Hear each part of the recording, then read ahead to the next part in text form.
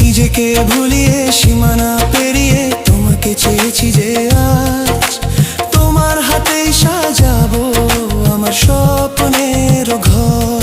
আমি তোমার প্রেমে পড়ে দুনিয়া ভুলে গেছি।